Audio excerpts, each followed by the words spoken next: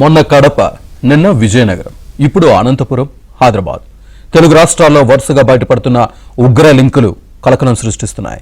Most wanted టెర్రరిస్టుల అరెస్టుతో ఇప్పటికైతే ఊపిరి పీల్చుకున్న వారి ఉగ్ర కుట్రలు ఏంటన్న వాటిని డీకోడ్ చేస్తున్నాయి దర్యాప్తు సంస్థలు. ప్రశాంతమైన ఏపీలోనూ అంతర్జాతీయ ఉగ్రవాద సంస్థలైన జైషే మహమ్మద్, సిమీ ఉగ్ర ఊడలు చాప కింద నీరులా విస్తరించాయి. చిరు వ్యాపారుల ముసుగులో 10 ఏళ్ల నుంచి ఉగ్రవాదులు ఇక్కడే ఉన్న పసిగట్టలేనంత పగడ్బందీగా తమ పని తాము చేసుకుంటున్నారు. ముస్లిం యూత్కు ఉగ్రపాఠాలు నూరిపోస్తున్నారు. 30 ఏళ్ల క్రితం నాటి ఘటనలకు కారకులు ఏపీలో తలదాచుకోవడంతో నిఘా వ్యవస్థ లోపాన్ని ఎత్తుచూపుతోంది. 2011లో మదురైలో అద్వానీ రథయాత్రలో బాంబుల పేల్చివేతకు కుట్ర చేసిన 2 బ్రదర్స్ రూపంలో రాయచోటిలో తీగ దొరికింది. మరి డొంకెక్కడుంది? ఎలా కదిలిస్తారు? అప్పటిదాకా తెలుగు రాష్ట్రాలు సేఫేనా?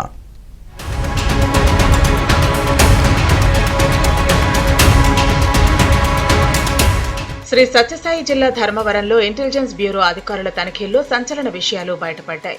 పాకిస్తాన్లోని జైషే మహమ్మద్, సిమీ ఉగ్రవాద సంస్థలతో సంబంధాలున్న నూర్ మహమ్మద్ ను అరెస్టు చేశారు. ఈ ఘటన ధర్మవరం ప్రాంతాన్ని ఒక్కసారిగా ఉలిక్కిపడేలా చేసింది. నూర్ మహమ్మద్ ధర్మవరం కోట కాలనీలో నివాసి. మార్కెట్ వీధిలో టీ కొట్టులో పనిచేస్తున్నట్లు గుర్తించారు.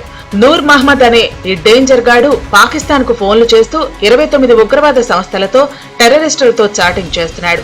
నూర్ మహమ్మద్ ఇంటిని తనిఖీ చేస్తే 16 సిమ్ కార్డులతో పాటు కొన్ని అనుమానాస్పద వస్తువులను స్వాధీనం చేసుకున్నారు. నూర్ సోషల్ మీడియా ఖాతాలపై నిఘా పెట్టారు.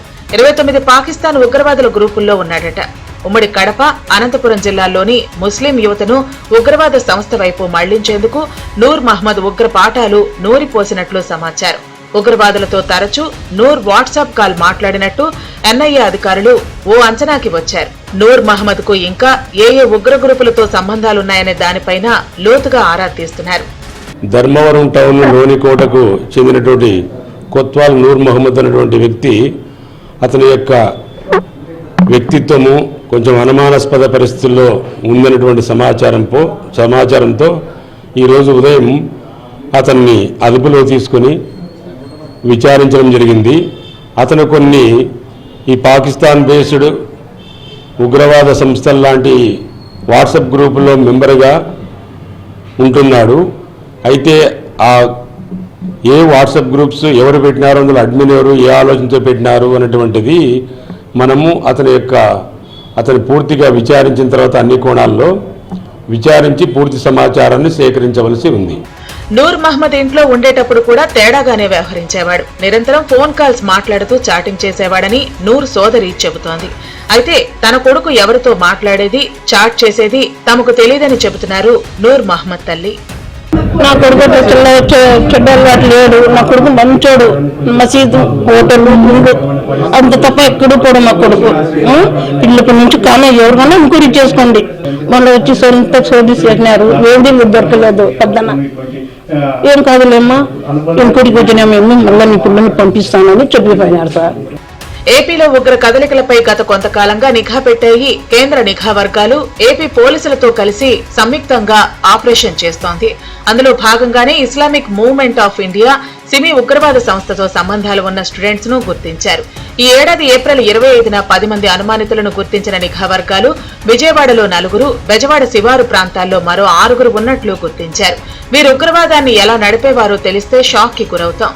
ఏసీ మెకానికల్ గా మసీదుల దగ్గర భిక్షాటన చేస్తూ, టీ కొట్లు, బడ్డీ కోట్లలో పనులు చేస్తూ సిమీకి ఇక్కడి సమాచారాన్ని చేరవేసే సానుభూతి పరులుగా పనిచేశారు.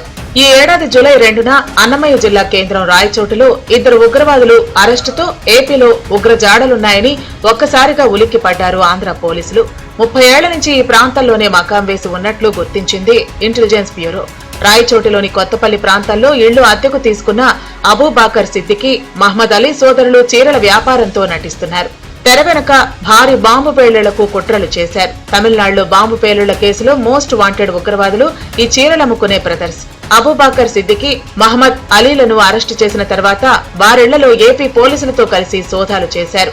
పేలుడు పదార్థాలు, బకెట్ బాంబులు, సూట్ కేస్ బాంబులు దొరికినట్లు సమాచారం. తమిళనాడులో 2011లో బీజేపీ అగ్రనేత ఎల్కే అద్వానీ రథయాత్ర సందర్భంగా మదురైలో బాంబులు పేల్చడానికి కుట్ర పన్నింది ఈ బద్మాష్ బ్రదర్సే. 1995లో చెన్నై చింతాద్రిపేట హిందూ మున్నాని కార్యాలయంపై బాంబు దాడి కేసులోనూ అబూబాకర్ సిద్దికి, మహమ్మద్ అలీ సోదరులిద్దరూ నిందితులే. 1995లో పార్సిల్ బాంబు కేసులో, 1999లో చెన్నై, తిరుచి, కోయంబత్తూర్, కేరళ ప్రాంతాల్లో వరుసగా 7 చోట్ల బాంబు పేలుళ్లు జరిపిన ఘటనలో వీరిద్దరూ ప్రధాన నిందితులు. అబూబాకర్ సిద్దికి, మహమ్మద్ మన్సూర్ అలీ రాయచోటిలో 30 ఏళ్లుగా ఉంటున్నా వీరు ఉగ్రవాదులని తెలియదు. తమ వద్దే ఉంటున్న ఈ ఇద్దరు టెర్రరిస్టుల్ని తెలుసుకుని భయాందోళనకు గురవుతున్నారు రాయచోటి వాసులు.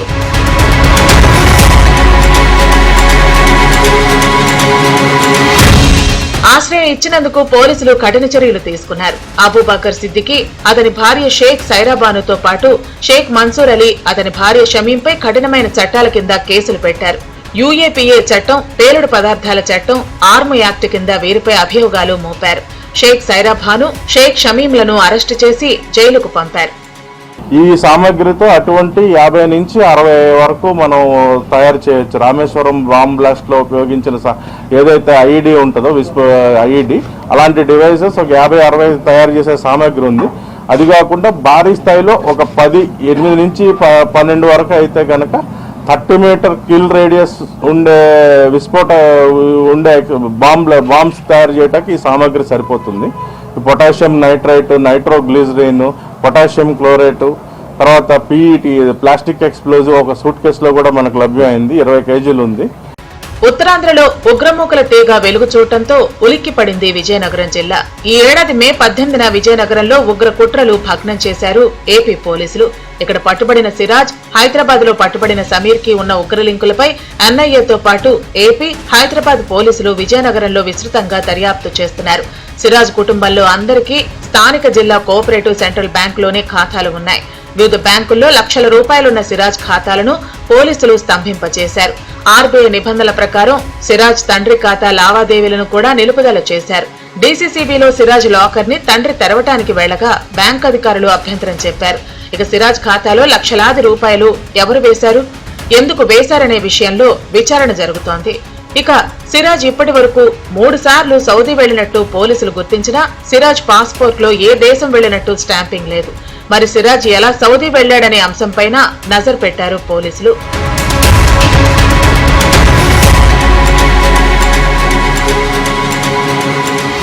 సిరాజ్, సమీర్ ఆర్ఎస్ఎస్ ను లక్ష్యంగా చేసుకున్నారు. పేలుడు పదార్థాలకు చెందిన ల్యాజ్ ఏర్పాటు చేయాలనుకున్నారు. రాకెట్ లాంచర్ల తయారీపై ఆన్లైన్ లో తెలుసుకున్నారు. మసీదులపైకి జేసీబీలు వస్తే దాడి చేయాలని ప్లాన్ రూపొందించుకున్నట్లు సిరాజ్, సమీర్ ఇన్స్టాగ్రామ్ చాటింగ్ ని దర్యాప్తు సంస్థలు క్రోడీకరించడంతో ఈ ఆసక్తికర అంశాలు వెలుగులోకొచ్చాయి. విజయనగరం, హైదరాబాద్, బెంగళూరు, తమిళనాడులో ఈ ఇద్దరు వెధవులు భారీ పేలుళ్లకు కుట్ర పన్నినట్లు గుర్తించారు.